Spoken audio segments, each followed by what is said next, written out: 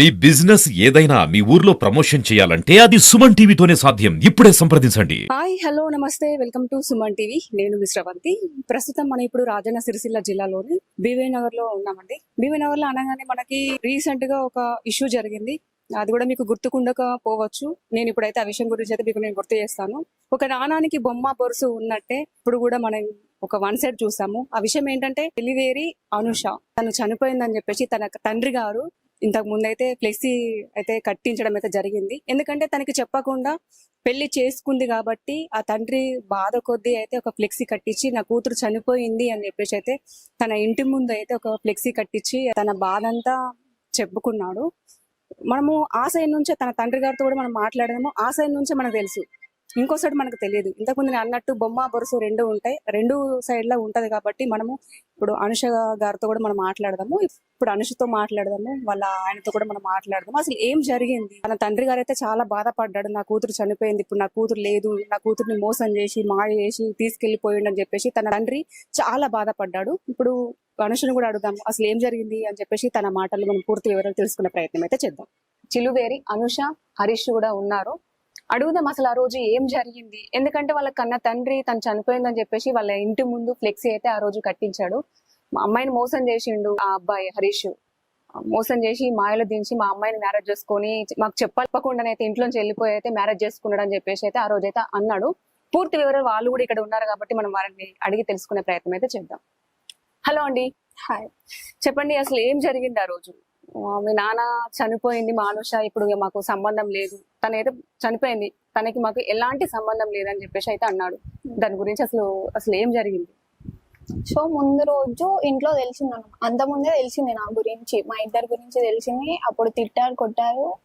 తనకి కూడా కాల్ చేసి నువ్వు మళ్ళీ తన ఇంట అడుకొని ఇట్లా బ్యాడ్ వర్డ్ కూడా తిట్టేళ్ళు. తను అప్పుడు ఎప్పటి నుంచి అసలు నిజం చెప్పాలంటే నాకు ఫస్ట్ నుంచి చెప్పండి. అసలు మీ లవ్ ఎప్పటి నుంచి స్టార్ట్? ఎప్పటి నుంచి లవ్ చేసుకుంటున్నారు? ఎన్ని ఇయర్స్ అవుతుంది? 9th క్లాస్ లో స్టార్ట్ అయింది తను తిరగడం. తను నీ వెనకాల 9th క్లాస్ నుంచి తిరుగుతున్నాడు స్టార్ట్. కానీ నేను ఏం చెప్పలేను దానికి. తను కూడా నన్ను వచ్చి డైరెక్ట్ గా ప్రపోజ్ ఎప్పుడు చేయలేదు. సో నేనే చేసిన ఇంటర్ ఎగ్జామ్స్ అప్పుడు. నెక్స్ట్ నువ్వు ప్రపోజ్ చేసినావు? తన అసలు చేయలేడు, అసలు ప్రపోజ్ చేయలేదు, నేనే చేసిన. తను నువ్వే తన్ని ప్రపోజ్ చేసినావు. ఓకే. తర్వాత తను కూడా యాక్సెప్ట్ చేసిళ్ళు. తర్వాత స్టార్ట్ అయింది, అప్పటి నుంచి మా లవ్ స్టార్ట్ అయింది. బీటెక్ లో మేము ఇక చాటింగ్, కాల్స్ అవన్నీ మాట్లాడుకోవడం స్టార్ట్ అయింది. అప్పుడు నాకు మమ్మీ ఫోన్ ఉండేదన్నమాట. అప్పుడు నాకు కొత్తగా ఫోన్ అనేది కొనియలేదు. సో మమ్మీ ఫోన్ నాకు ఇచ్చేది. నాకు ఇచ్చినప్పుడు అందులో ఫార్వర్డింగ్ కాల్స్ అనేవి ఉంటాయి. సో అది నాకు తెలియదు ఫార్వర్డింగ్ కాల్స్ ఉంటాయి మమ్మీ దాంట్లో అని. మా కాలేజ్ ఎట్లా అంటే మేము కాలేజ్కి వెళ్ళినప్పుడు మేము ఫోన్స్ అన్ని స్విచ్ ఆఫ్ అన్నా చేయాలి, లేకపోతే ఫ్లైట్ అలా ఉందా కాలేజ్ లో అలా ఉంటది కానీ యూజ్ చేయడం ఉంటది. సో స్విచ్ ఆఫ్ అన్నా వేయాలి. నేనేం చేసా అంటే ఫ్లైట్ మోడ్ లో పెట్టా అన్నమాట. సో తను కాల్ చేసినప్పుడు మా డాడీకి వెళ్ళిపోయింది కాలేజ్, ఫార్వర్డ్ కాల్ వెళ్ళిపోయింది. తను మాట్లాడి మీరెవరు అనుకుంటా మాట్లాడినప్పుడు వాళ్ళిద్దరి డిస్కషన్ జరిగింది. సో అప్పుడు డాడీకి డౌట్ వచ్చింది, తను ఏదో చేస్తుంది సంథింగ్ నాకు తెలియకుండా అని అనుకున్నప్పుడు డాడీ ఏం చేసిండు, కాల్స్ అన్ని నా కాల్ లిస్ట్ అంతా తీసిండు. తీసినప్పుడు నేను తనతో మాట్లాడుతున్నా అని డాడీకి అర్థమైంది. ఇంటికి హాలిడేస్ కి అప్పుడు మాకు బతుకమ్మ హాలిడేస్ ఉన్నాయి. బీటెక్ ఫస్ట్ ఇయర్ అప్పుడు? బీటెక్ ఫస్ట్ ఇయర్ హాలిడేస్ ఉన్నప్పుడు మాకు హాలిడేస్ ఇచ్చినప్పుడు నేను ఇంటికి వచ్చాను. ఇంటికి వచ్చినప్పుడు డాడీ అప్పుడే అడిగిన, నేను దాని గురించి డాడీ అడిగినప్పుడే చెప్పలేను, భయపడి నేను చెప్పలేను. సో దాని గురించి ప్రతిసారి అడిగినప్పుడు ఉన్నది స్టార్టింగ్ నుంచి ఎండింగ్ వరకు చెప్పేసిన తర్వాత డాడీ దానికి ఏం వేసిండంటే ట్రాప్ అనుకుంటా ఒకటి వేసేసిండు. తను ట్రాప్ వేసిండు నిన్ను అనుకుంటా, ట్రాప్ చేసిండు. అంటే తన గురించి డాడీ ఏం తెలుసుకోలేడు ఫస్ట్. అంటే చేసిందా నిజమేనా అసలు, అంటే వాళ్ళ ఫ్యామిలీ ఎట్లుంటది అనుకుంటే ఏం చేయకుండా ఇది నేను అంతా చెప్పిన తర్వాత తిను ట్రాప్ వేసిండి మని అనుకుంటే డాడీ అనుకున్నాడు. తర్వాత నేను చెప్పేసిన, నువ్వు మళ్ళీ ఇదే రిపీట్ అయింది అనుకో నిన్న తనని చంపేస్తా అనుకుంటా అన్నాడు. డైరెక్ట్ బెదిరించిండు, కొట్టిండు. అప్పుడు మమ్మీ కొట్టింది.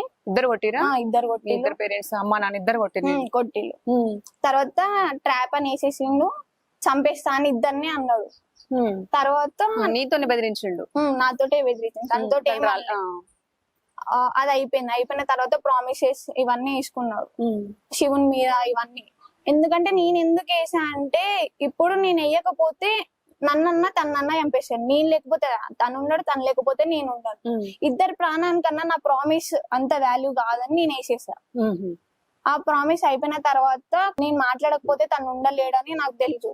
సో నాకు అప్పుడు కొత్త ఫోన్, మళ్ళీ కొత్త సిమ్, అన్ని కొత్తవి ఇచ్చేసాడు. నువ్వు ఇన్స్టాల్ కొత్త ఫోన్? డాడీ. మీ డాడీ ఇచ్చిండు. ఎందుకంటే నాకు బీటెక్ కాలేజ్ కాబట్టి పక్కా ఫోన్ కావాల్సిందే. నాకు మొత్తం స్టడీ మొత్తం ఫోన్ తోటే ఉంటదని మళ్ళీ అవన్నీ కొత్తవి కొనిచ్చి ఇచ్చేసింది. నాకు తెలుసు కాబట్టి నేనే కాల్ చేసి, ఎందుకంటే నాకు నెంబర్ నోటెడే ఉంటది తన నెంబర్. నేనే కాల్ చేసి నేను మాట్లాడేది ఇదంతా జరిగింది, ఇట్లా జరిగింది అంటే ప్రామిస్ చెప్పేసిన తర్వాత సరే మీ మమ్మీ తోటన్నా మాట్లాడదాం, కొంచెం కన్విన్స్ చేద్దాం, ఇప్పుడే చేసుకుంటా అంటలే, 4 years తర్వాత ఇద్దరం సెటిల్ అయినాకనే చేసుకుందాం అని తను అన్నాడు. సరే మాట్లాడతా అన్నావు కదా, సరే మాట్లాడదామని అన్నాం. అంటే మాకు రీసెంట్ గా మేము ఇల్లు కట్టుకుంటున్నాం కొత్త ఇంటి దగ్గర. సో నేను మమ్మీ అటు వెళ్ళామన్నమాట. తనకి చెప్పిన ఇటు వెళ్తున్నాం, మరి రా మాట్లాడదు అనుకుంటా. సో అప్పుడు వెళ్ళినప్పుడు మమ్మీ నేను మాట్లాడా, నాకు తెలియదు అనుకుంటా అన్నది.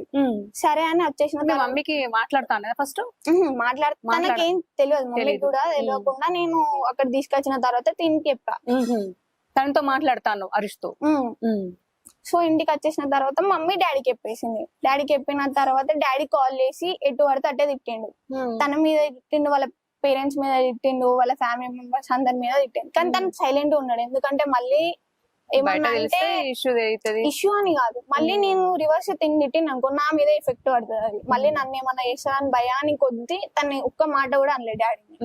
సో ఇదంతా జరిగింది. మళ్ళీ మేము కంటిన్యూ చేసినాం కాల్స్ అనేది, మెసేజ్ అన్ని నేనే స్టార్ట్ చేసిన, నేనే కంటిన్యూ చేసిన. ఇది అయిపోయింది. మళ్ళీ రీసెంట్ గా మొన్న ఇదంతా జరుగుతుంది కదా, నేను తిడుతున్నారు, ఇంట్లో కొడుతున్నారు, తన నుంచి ఎలాంటి రెస్పాండ్ లేదా? అప్పుడు ఏమన్నాడు హరీష్? అదే మాట్లాడదాము, కన్విన్స్ చేద్దామే అన్నాడు. ఇప్పుడే మ్యారేజ్ గురించి అని తను ఒక్క మాట కూడా అనలేదు. ఇంటికి వచ్చి మాట్లాడతానని అయితే ఏమనలేడా? ఇంటికి వస్తే పెద్ద గొడవ అవుతుంది.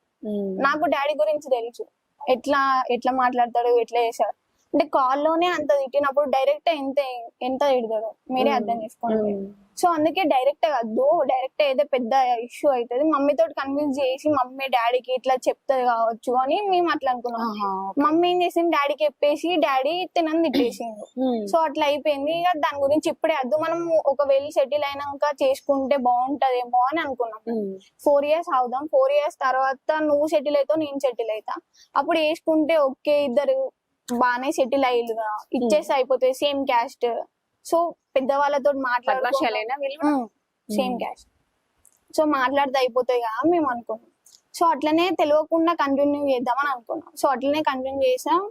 మొన్న నేను వచ్చినప్పుడు చాట్ డిలీట్ చేయలేను. చాట్ డిలీట్ అయినప్పుడు తమ్ముడు చూసిండు మొత్తం చాట్. అంటే ఎగ్జామ్స్ అయిపోయిన తర్వాత మొన్న మాకు హాలిడేస్ ఇచ్చారు, ఉగాదికి ఫెస్టివల్ కి వచ్చిన హాలిడేస్ ఇచ్చారు. అప్పుడు వచ్చినప్పుడు నేను వాష్రూమ్కి వెళ్ళినప్పుడు తమ్ముడు ఫోన్ తీసుకొని చూసాను, చాట్ చూసి మమ్మీకి చెప్పేసిండు. అప్పుడు తమ్ముడే నన్ను చంపేస్తా అని డైరెక్ట్ గా వచ్చేసిండు, ఇక్కడ పట్టుకొని చంపేస్తా నిన్ను అనుకుంటాడు మా తమ్ముడే. మా మమ్మీ చాలా అంటే చాలా కొట్టింది. నెక్స్ట్ రోజు డాడీకి చెప్తాను, డాడీకి చెప్తే సిచ్యువేషన్ ఎట్లుంటుంది, నన్ను చంపేస్తాడు, తనని చంపేస్తాడు, అదే జరుగుతుంది ఫస్ట్ మెయిన్ పాయింట్. మీరేమనుకుంటారు, కన్న కూతుర్ని ఎవరు చంపుకోరు అని అంటారు, కానీ నాకు తెలుసు మా డాడీ గురించి ఎట్లా ఉంటాడో అని. ఎలా ఉంటాడు? కొంచెం సైకో మైండెడ్ మా డాడీ. అంతేనా? అంటే తను చేస్తాడు నీతోని ఉండడం, ఎవరు పేరెంట్స్ ఎట్లా ఉండడం అట్లనే ఉంటాడు. కానీ తను ఏమనుకుంటే తను చేసేదే కరెక్ట్, ఎవరి మాట విన్నాడు అన్నమాట. ఓకే, తన మైండ్ లో ఇది కరెక్ట్ అని అనిపించిందా, అది రాంగ్ అయినా కూడా తను కరెక్ట్ చేసి మళ్ళీ నేను చూపిస్తా అని అనుకుంటాడు. సో నాకు అర్థమైంది ఎట్లయినా మా డాడీ ఇద్దరు అనుకునేవాడైతే ఇప్పుడు నేను కాలేజీలో ఎందుకు వేస్తాడు, ఎందుకు చదివిస్తాడు, ఏ పేరెంట్ అన్నా చదివించే బాధ్యత ఉంటది, బాధ్యతనే.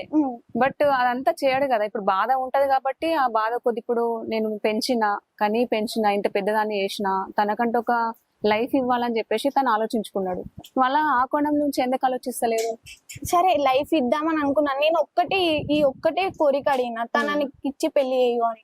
నేను ప్రతి విషయంలో డాడీ మాట కాదనిలే అని అడుగుపియండి. నేను ప్రతి విషయం, కాలేజ్ అయినా ఏదైనా డాడీ విషయంలోనే ఉన్నా. నేను ఈ ఒక్క విషయంలోనే డాడీ ఇది కాదు, నేను ఇట్లా లవ్ చేసిన అని చెప్పినావా? అంటే ఏమన్నాడు అప్పుడు ఆ టైంలో? అది First అయితే తిట్టిండు కానీ చెప్పినావు కదా, చెప్పినప్పుడు ఎలా రియాక్ట్ అయ్యాడు? అదే తను ట్రాప్ వేసిండు, అది కరెక్ట్ కాదు నీకు, ఇది ఈ ఏజ్ కాదనుకున్నాను. సరే ఈ ఏజ్ కాకపోయినా సరే మీరు ఇప్పుడైతే చదువుకోండి తర్వాత ఆలోచిద్దామని ఆ మాట అయితే అనలేదు. మీ మీడియాలో మీకు ఇచ్చినప్పుడు డాడీ అట్లా అన్నాడు, నేను తర్వాత ఆలోచిద్దాము ఇప్పుడైతే చదువుకోండి అని అన్నాడు. ఆ మాట నాతోటి అయితే అనలేదు. ఆ మాట నాతోటి అంటే నేను 4 years కాదు 5 years కాదు 10 years అన్నా ఆగాను, కానీ ఆ మాట నాతోటి అనలేదు. హరీష్ ఏం చేస్తున్నాడు? ఇప్పుడు పేటెంట్ డిజైన్. ఎప్పుడు చేసుకున్నారు మీరు పెళ్లి? April 7th. April 7th. ఎలా తీసుకెళ్ళవుతానని?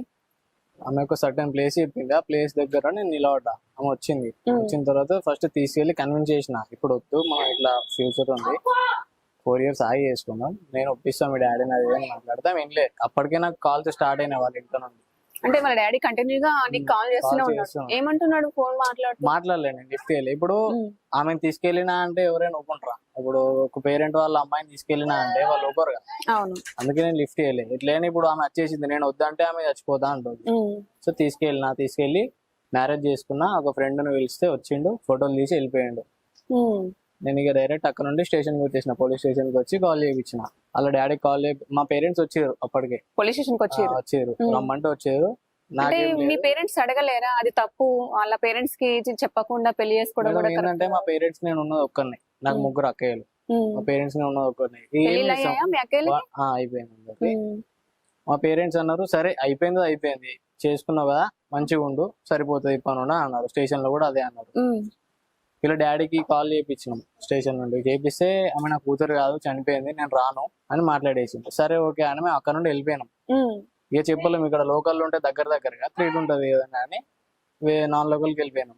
తర్వాత మరుసటి రోజు ఫోన్ చేసిర్రు, స్టేషన్ నుండి ఫోన్ చేయించి పెద్ద వాళ్ళతో ఇట్లా అకామిడేట్ అయ్యి ఫోన్ చేయించారు మాకు. వాళ్ళంటే ఎవరు? అంటే కౌన్సిలర్స్ వాళ్ళు వాళ్ళ డాడీ సపోర్ట్ వాళ్ళు వీళ్ళు వచ్చారు, ఫోన్ చేయించారు. వచ్చినాం, వచ్చే అమ్మాయిని కౌన్సిలింగ్ ఇవ్వడం అవి ఉంటాయి. ఆ రోజు జరగాల్సింది మరుసటి రోజు ఏదో వాళ్ళ డాడీని కన్విన్స్ చేసి వాళ్ళందరూ తీసుకొచ్చి మాట్లాడిపించారు. ఆ అమ్మాయి ఎంతైనా రానని చెప్పేసింది. రానని చెప్పేసరికి సరే వెళ్ళిపోయింది వాళ్ళ డాడీ. వెళ్ళిపోయింది అంటే వాళ్ళ డాడీ పోలీస్ స్టేషన్ వచ్చి ఏం మాట్లాడి మీతోటి? మాతోటే మాట్లాడాలి, అమ్మాయితోటే మాట్లాడాను మొత్తం. ఏంటంటే రమ్మని అందరు అడుగుతారు కదా, ఎవరైనా అడుగుతారు, రమ్మని అడిగారు. అమ్మాయిగా ఇప్పుడు నన్ను వదిలేసి వెళ్ళిపోతే నేను అన్యాయం అయిపోతా. సో అట్లా అది ఆలోచించి ఆమె రానని చెప్పేసింది. ఎట్లయినా నేను సిఐ గారి దగ్గర ఒప్పుకున్నా, చదివిస్తా సార్ నేను ఖచ్చితంగా చదివిస్తా, నాకు ఒక సర్టిఫికేట్స్ ఇప్పిస్తే చాలు, నేను ముందు చదివిస్తా మొత్తం అని చెప్పిన. కానీ వాళ్ళ డాడీ ఇప్పుడు ఏమంటాడు, మీడియం ఉందట అక్కడ ఇక్కడ ఏమంటున్నా అంటే నా పేరు పెట్టి ఎట్లా చదివిస్తా అంటాడు. ఇప్పుడు నేను అతను ఏం అమౌంట్ అడుగుతలే, నాకు ఫైనాన్షియల్ హెల్ప్ ఏమంటలే, జస్ట్ ఒక ఫోన్ కాలేజ్ కి ఫోన్ చేసి సరే మా అమ్మాయి బాధ్యత ఇప్పటి నుండి వాళ్ళకి అప్ప చెప్పేసేయండి, మా అమ్మాయి కాదని చెప్పేసి అయిపోతుంది, నేను చదివించుకుంటా. నువ్వేం చేస్తావు ఇప్పుడు? నువ్వు ఏం చేస్తున్నావు? నేను హైదరాబాద్ లో పేటెంట్ డిజైనర్. ఎంత వస్తుంది సాలరీ? నేను రీసెంట్ గానే అంటే నాది ఎట్లా అంటే ట్రైనింగ్ అందులోనే జాబ్ అందులోనే తెలిసిన వాళ్ళ కంపెనీ. స్టార్టింగ్ 15,000, ఇప్పుడు 20K. సరిపోతుందా మరి? తన కాలేజ్ చదివే ఇంకా లక్షల్లో మేడం ఏంటంటే నా చదువు అంటే నాకు మొత్తం స్కాలర్షిప్ తో నేను కంటిన్యూ అయిపోతా ఎంబీఏ, నాది నేను చూసుకుంటా. అమ్మాయి కంటే నా పేరెంట్స్ ఉన్నారు, నాకు చాలా మంది ఉన్నారు సపోర్ట్ కి, రమ్మంటే సపోర్ట్ ఉంటారు కానీ ఫైనాన్షియల్ గా ఎవరు సపోర్ట్ చేయరు. నాకున్నారు మేడం సపోర్ట్ చేస్తారు అంటారు, ఎవరు చెయ్యరు. అదే మేడం నేను చెప్తాను, నాకున్నారు. అంటే నాకు లేకపోయినా నాకు ఉన్నది అమ్మాయినా నేను చదివిస్తాను. ఉన్నది అమ్మాయినా అంటే ఇప్పుడు రేపు మళ్ళీ భవిష్యత్తు ఎట్లా? ఇప్పుడు కొత్తగా మీరు చదివిస్తా. ఇప్పుడు ఆమెకు జాబ్ వచ్చి 4 years వరకు సెట్ అవుతుంది. నేను నాకు 2 ప్లేస్లు ఉన్నాయి మేడం, ఒకటి అమ్మాయి ఒకటి చదివించుకొని ఒకటి మేము ఇల్లు కట్టుకున్నా అయిపోతుంది మాకు. వాళ్ళ డాడీ ఏమంటుండే, వాళ్ళకి ఏం లేదు అంటే వచ్చి చూసిండ మేడం ఇప్పుడు నా గురించి బేసిక్ తెలుసుకోకుండా నాకు కాల్ చేసి ఎటువంటి ఎట్టిండు. నేను అప్పుడు కూడా ఏం రియాక్ట్ చేయాలి, అప్పుడు నేను రియాక్ట్ అయితే ఈమెకి ఇబ్బంది. మరి నువ్వు అనలేదా ఇప్పుడు కొద్ది రోజులు ఆగుదాము? ఎవరైనా పేరెంట్స్ కోపానికి వస్తారు, ఎందుకంటే ఇప్పుడు తనను పుట్టినప్పటి నుండి ఇప్పుడు కన్న బిడ్డ చెప్పకుండా పోతే, ఇప్పుడు ఫర్ ఎగ్జాంపుల్ ఇప్పుడు నువ్వే ఉన్నావు, మీ అక్కయ్య నీకు చెప్పకుండా ఇంట్లోంచి వెళ్ళిపోతే నీకు ఎంత కోపం వస్తుంది? యాక్చువల్లీ మేడం ఇది కూడా నేను చెప్తా, వాళ్ళ డాడీ ఏమన్నారంటే వాళ్ళ ముగ్గురు అక్క ఇళ్ళలు అది ఇది అని అన్నాడు. ఏం తెలుసు అని మాట్లాడినాడు చెప్పండి. ఇప్పుడు మా అక్క ఇళ్ళలు పోయి కేసు పెడితే ఏమన్నట్టు, ఇప్పుడు మీడియా ముందట అన్నారు వాళ్ళ అక్క ఇళ్ళలు కూడా ఇట్లనే లవ్ మ్యారేజ్ చేసుకుని వెళ్ళిపోయారు అని ఆయన చూసిండు. ఏమన్నా మా నాన్న ఒక తండ్రి బాధ్యత తీసుకొని, మా అక్కది లవ్ మ్యారేజ్ చిన్న అక్కది, కాకపోతే ఇంట్లో ధైర్యంగా చెప్పింది వచ్చి. మా నాన్న అర్థం చేసుకున్నాడు, అబ్బాయి ఎవరు ఏంది అని తెలుసుకున్నాడు, పోయి మాట్లాడిండు. సరే క్యాస్ట్ సేమే, ఓకే అంత మంచిగా ఉంది, మీకు ఏముందని అడిగితే వాళ్ళు ఎంబడి పోయి స్పాట్ లో 2 జాగాలు కొనుక్కొని ఇది మాకు ఉన్నదని చూపెడితే అప్పుడు చేసి ఇచ్చిండు. అదే తండ్రి బాధ్యత అతను తీసుకుంటే బాగుండు కదా. ఇప్పటికి ఇంత తన issue తండ్రి కాకపోతుండే. ఎట్లా ఆలోచించిండంటే తను ఇంకా చిన్న ఏజ్ 18 ఇయర్స్, ఉమ్. 3-4 డేస్ అవుతుందా 18 సంవత్సరాలు పడింది మీకు? 3 months 3 months 4 months అవుతుందా? అవుతుంది. ఇప్పుడు 18 సంవత్సరాలకు తన మైండ్ అనేది మెచ్యూర్డ్. ఇప్పుడున్న కాలానికి కొంచెం ముందు ఉన్నారు, పాస్ట్ ఉన్నారు. బట్ తను ఇంకా చదువుకునే ఏజ్, తనకి ఇంకా సెటిల్ కావాలి, తన కాళ్ళ మీద తను నిలబడాలి అనే ఆలోచన ఏ కన్ని తండ్రికైనా ఉంటది. తనకు ఒక బాధ్యత ఉంటది. ఆ బాధ కొద్దీ తన అలా వద్దు బిడ్డ అని చెప్పుకున్నాడు. అదైతే దానికి ఆయన మాటకి గౌరవించి అయితే మనమైతే వద్దు, మీ తండ్రి ఎట్లా కోపానికి వస్తాడు. ఇప్పుడు ఎవరైనా తండ్రులు కోపానికి వస్తారు, చిన్న కొంచెం మిస్టేక్ చేస్తేనే మనం కొడతాం పిల్లల్ని. అదే విషయంలో తను కొట్టాడు, అది తప్ప? కొట్టడం తప్ప అని అంటలే మేడం, ఉమ్. కొట్టచ్చు ఓకే. ఇంత ముందు కూడా కొట్టిరు, నేనేం రియాక్ట్ కాలే. కాకపోతే వాళ్ళ డాడీ నేను చూసిన దగ్గర నుండి, ఆమెకు కూడా తెలుసు. వాళ్ళ డాడీ ఏంటంటే ఆమె చెప్పింది ఇంత ముందు, కొంచెం ఏదనుకుంటే అదే కరెక్ట్ అనుకుంటాడు వాళ్ళ డాడీ. సో ఇప్పుడు చంపేయడం నమ్మకం ఏముంది చెప్పండి. ఇప్పుడు నేను వద్దు వెయిట్ చేయి అది ఇది అని అంటే ఆమె ఏమన్నా వేసుకుంటే ఎవరు మీద బాధ్యత వస్తలే. అంతా ఆలోచించి నేను నైట్ వచ్చేది తీసుకెళ్ళిపోయాను. అదేదో ఇంట్లో మీ పేరెంట్స్ తో మాట్లాడి వాళ్ళతో మనం వెళ్ళి మాట్లాడదాము, మీరు మాట్లాడండి అమ్మా నాన్న అని చెప్పేసి నువ్వు తీసుకెళ్లి మాట్లాడుతుంటివి. ఎందుకంటే సేమ్ క్యాస్ట్ అన్నావు కదా. తీసుకెళ్లి మాట్లాడడం ఓకే, నాకు మీరు అన్నది పాయింటే. కాకపోతే నాకు ఏంటంటే తెలిసినప్పుడు ఫోన్ చేసిండు, నన్ను తిట్టిండు, నా పేరెంట్స్ తిట్టిండు, మా అక్క చెల్లెల్ని తిట్టిండు. తిడతాడు, తిడతాడు కామన్. Madam, okay. కాకపోతే ఏదో ఎట్లా పెంచారు మీ అమ్మ డాడీ అది అని తిడితే ఓకే, కానీ గలీజ్ మాటలు తిట్టిండు.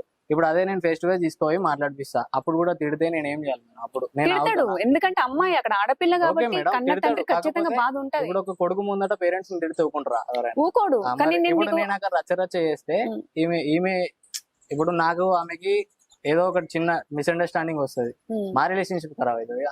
రిలేషన్షిప్ కరం కాదు. నేను ఏంటంటే మీ పేరెంట్స్ తీసుకెళ్లి అంకుల్ మీరు కోప్పడంలో న్యాయం ఉంది, నేను వెయిట్ చేస్తాను, మీరు మాట ఇవ్వండి. ఇప్పుడు మా పేరెంట్స్ తీసుకొచ్చాను, మీరు ఎవరైనా పెద్ద మనుషుల్ని కూడా తీసుకురండి, వాళ్ళందరి ముందు మాట ఇవ్వండి. నేను మిమ్మల్ని కాదనకుండా నేను పెళ్లి చేసుకోను, ఎప్పటికైనా ఎన్ని సంవత్సరాలకైనా నాకే ఇచ్చి మ్యారేజ్ చేస్తా అని చెప్పేసి నాకు మాట ఇవ్వండి. మా అమ్మ నాన్న కూడా వచ్చారు, వాళ్ళ ముందు నాకు మాట ఇస్తే నేను వెయిట్ చేస్తాను. మేము ఎలాంటి పిచ్చి పనులు మేము చెయ్యం, మీరు చెప్పినట్టు మేము వింటాం. నేను జాబ్ చేస్తున్నాను, ఆ అమ్మాయికి జాబ్ వచ్చేంత వరకు నేను వెయిట్ చేస్తాను అని చెప్పేసి ఒక మాట అంటే తను అదే మేడం నాకు అర్థమైంది. కానీ అతను కూర్చొని మాట్లాడతాడనే నమ్మకం ఏముంది మేడం? ఇప్పుడు లేచి చేయి చేసుకున్నా ఇప్పుడు గట్టిగా మాట్లాడినా, ఆవాజ్ చేసి మాట్లాడినా ఇప్పుడు ఏమైతుంది చెప్పండి? పెద్దలు చేయి చేసుకుంటారు అండ్ పెద్దల ఇప్పుడు సమస్యలు నామే చేసుకోడు.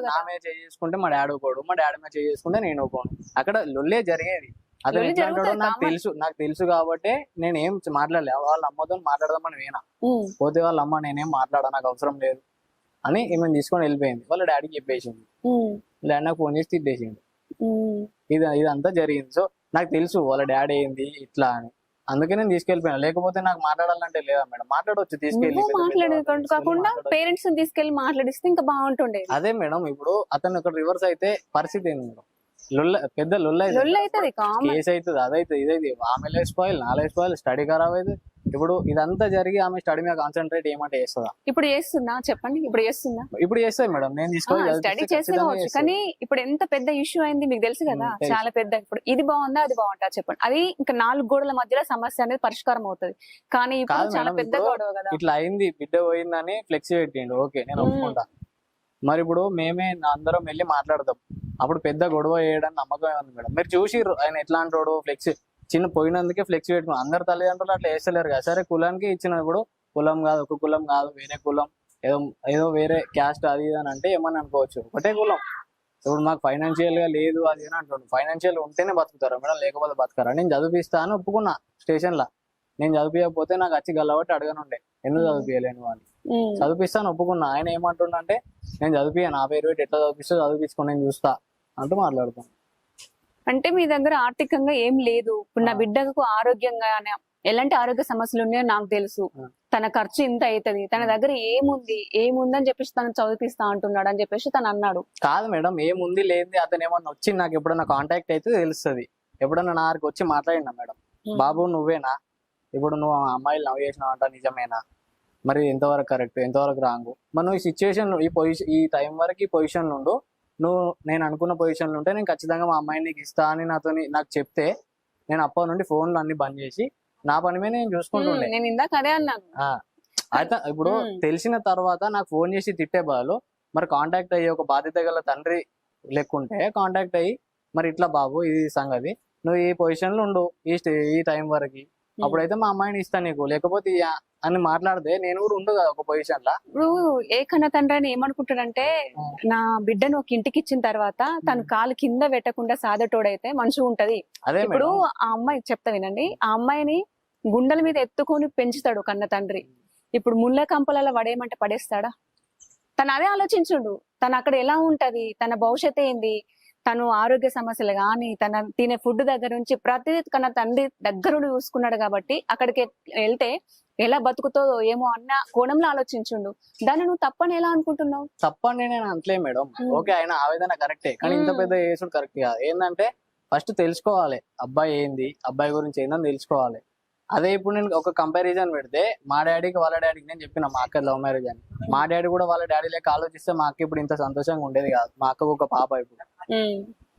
సరే ఓకే, ఇప్పుడైతే మీరు అమ్మ నాన్న కూడా ఏం చెప్పలేదు, జస్ట్ లవ్ మీరు చేసుకుందామని చెప్పారు, అదంతా అయిపోయింది. వచ్చిన తర్వాత కూడా మనం వాళ్ళ ఇంటికి వెళ్దాం, వాళ్ళతో మాట్లాడదాం అని చెప్పేసి అనలేరా? ఎవరు? మీ పేరెంట్స్. మా పేరెంట్స్.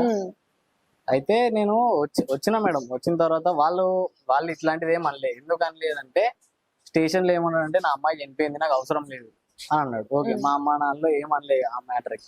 తర్వాత వాళ్ళ ఎందుకంటే వాళ్ళు పెద్ద మనుషులు కాబట్టి ఆ బాధ్యత తీసుకోవాలి, పెళ్ళయింది కాబట్టి. వాళ్ళ ఫ్యామిలీ మెంబర్స్ లో ఏంటంటే కొంతమంది కాల్ చేసి పెళ్లి అయిపోయినాక ఈ తాళి ఈ మెటల్ ఇవన్నీ తీసేసిరా ఈ మాట్లాడారు. రికార్డింగ్స్ కూడా ఉన్నాయా మీకు పూసు ఏంటి తీసా.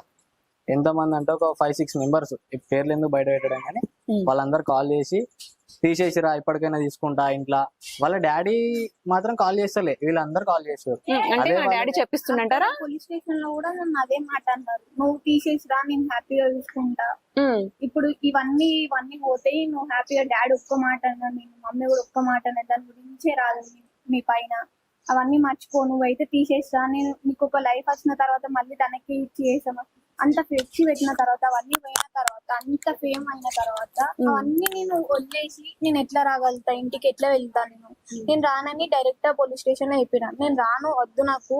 మళ్ళీ మీరు ఎంత ఇన్స్టాలో అయింది, ఫేస్బుక్ లో ఇవన్నీ మొత్తం ట్రెండింగ్ అయిపోయినాయి నా వీడియోస్ అన్ని, ఈ ఫ్లెక్సీ కట్టి. నేను మళ్ళీ ఇవన్నీ తీసేసి వస్తే నన్ను తప్పు అంటారు, నా ముఖం మీద ఉంచుతారు, మిమ్మల్ని ఏమన్నారు కావచ్చు, నన్ను అంటారు. నేను రానని అప్పుడు ఏమన్నారు పోలీస్ స్టేషన్ లో? అదే మాట అన్నారు, తీసేసిరా, నేను ఎట్లా చూసుకున్నామో ముందు ఎట్లా చూసుకున్నామో అట్లనే చూసుకుంటాం, ఒక్క మచ్చ కూడా రానియం, నీకేం కావాలంటే అది ఇస్తాం నీకు, నేను ఎట్లా చదివిపాను అట్లా చదివిస్తాం, చదివించిన తర్వాత నీకు ఇష్టం ఉన్న వాళ్ళనే చేసుకో అనుకుంటున్నారు, కానీ తనకే ఇచ్చి చేస్తానని అనలేదు. ఎలా అంటారు? ఎందుకంటే దానికి ఆర్థికంగా బాగాలేదు కాబట్టి. అది వాళ్ళు తెలుసుకోవాలి కదా, ఫస్ట్ ఉందో లేదో తెలుసుకొని ఎట్లా అంటారు మీరు? ఏం లేదు, ఎందుకంటే సేమ్ ఊరు కాబట్టి తెలుసు కావచ్చు. ఏం లేదు, 3 అక్కయ్యలు, ఒక్కటే అబ్బాయి, వాళ్ళని చూసుకోవాలి, అక్కయ్య వాళ్ళని కూడా చూసుకోవాలి, అవునా కదా? అక్క వాళ్ళని చూసుకోవాలి, ఇప్పుడు తన మెయింటెనెన్స్ చూసుకోవాలి, తర్వాత వాళ్ళ పేరెంట్స్ కూడా చూసుకోవాలి. ఇప్పుడు ఏ ఉద్దేశం కొద్ది మా కూతుర్ని అని చదువుతాడు అని చెప్పేసి అట్లా ఆలోచించుకోవచ్చు కదా పేరెంట్స్. అంటే దాని గురించి ఎంక్వైరీ చేసిన తర్వాత ఓ ఇదైతే కాదు, తన వల్ల కాదు, నా కూతుర్ని చూసుకో బాధ్యత తనకు లేదని తను ఫిక్స్ అయిన తర్వాత ఇవన్నీ అనాల్సింది. తను డైరెక్ట్ గా ముఖం మీదనే అంటే అది కరెక్ట్ కాదు. ఎవరికైనా తను తెలుసుకుంది ఎవరిని అనద్దు, తెలుసుకున్న తర్వాత నువ్వు 100 అన్నా కూడా వాళ్ళు తీసుకుంటారు, తెలుసుకుంది అంటే ఒక్క మాట కూడా ఎవరు తీసుకోరు. సో నువ్వు ఉంటే హాస్పిటల్లో, నాన్న నీకు ఇష్టం లేని పెళ్లి చేసుకున్నందుకు నీకు కోపం ఉంది, ఒక్కసారి వాళ్ళ ఫ్యామిలీ బ్యాక్గ్రౌండ్ నువ్వు తెలుసుకో, నేను ఎలా ఉంటాను అక్కడ, తను నన్ను సాగుతాడా సాదడా, పూర్తిగా ఎంక్వైరీ చేసుకోనానా, నేను బాగుంటానని చెప్పేసి నువ్వు అనలేదా? నేను బాగుంటా, వాళ్ళందరూ నా చదివి గురించి కూడా వాళ్ళు నేను ఎంత చదువుకుంటా అంటే అంత చదివిపిస్తా అన్నారు, మీకేం టెన్షన్ లేదు, నేను వచ్చేసిన కదా, మీరైతే ఈ మాట అనకండి నన్ను, ఓకే అనుకుంటా నేను అన్నా. ఇంకేమన్నారు వాళ్ళు? మళ్ళీ సార్ దగ్గరికి వెళ్ళి మాట్లాడారు, అంటే పోలీస్ జరుగుతుంది పోలీస్ స్టేషన్ లోనే జరుగుతుంది. తను వచ్చి నన్ను పిలిచాడు, ఆ సార్ పిలిచి, సరే నువ్వు అటు వెళ్తావా ఇటు వెళ్తావా అంటే, సార్ నేను వెళ్ళను, ఇంత ట్రెండ్ అయిపోయింది నా వీడియో, నేను వెళ్తే నన్నే తప్పు అంటారు, నేను వెళ్ళను సార్, నేను ఇటే వెళ్తా అనుకుంటా అంటే, సరే నువ్వు వెళ్ళి మీ పేరెంట్స్ తో మాట్లాడతా అంటే సరే అని మాట్లాడేసింది. మళ్ళీ నేను వాళ్ళ జోలికి మీరు వెళ్ళకండి అనుకుంటా, అక్కడ సార్ అనేసిన తర్వాత కూడా డాడీ వీడియోలు తీయడం కరెక్ట్ కాదు, మళ్ళీ చదువు గురించి కూడా నువ్వు ఎట్లా చూపిస్తావు నేను చూస్తా అంటే తను ఎదుగుమని అంటుండు కానీ ఎదిగే దగ్గరనే నన్ను ఆపేస్తుండు. ఎందుకంటే స్టడీయే కదా నాకు ఇంపార్టెంట్. నేను ఎదగాలంటే నాకు స్టడీ కావాలి. తను ఏమంటుండో నేను ఎట్లా చూపిస్తాను నేను చూస్తా అంటే అది కరెక్ట్ కాదు కదా.